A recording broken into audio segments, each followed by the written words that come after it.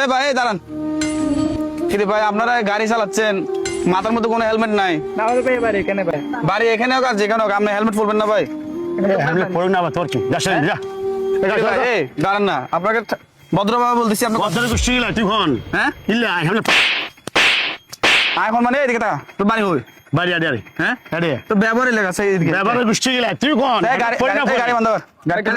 সাবিরা গাড়ি তো বাড়ি হড়ে। সাবিরা গাড়ি চালার ভালো হতো, তোর মাথার মধ্যে উগ্রতা হেলমেট নেই। যার ব্যাপার আমাদের ব্যাপার আবার কথা কয়, আবার কথা কয়। গাড়ি চালা, গাড়ি হেলমেট কই তোর? মাঝিস গিলে হেলমেট কই?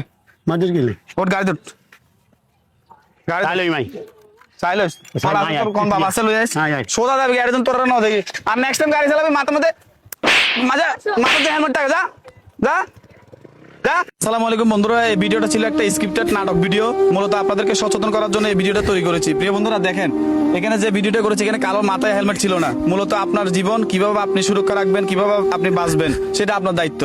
গাড়ি চালাচ্ছেন হয়তো শখের বসে, কিন্তু আপনার জীবনটা কিন্তু আপনার কাছে শখের মতন দামি। তাই অবশ্যই ভেবে চিন্তা করে মাথায় হেলমেট রেখে গাড়ি চালানোর চেষ্টা করবেন। আর ভিডিওটা জনস্বার্থে শেয়ার করে দিবেন। আসসালামু আলাইকুম।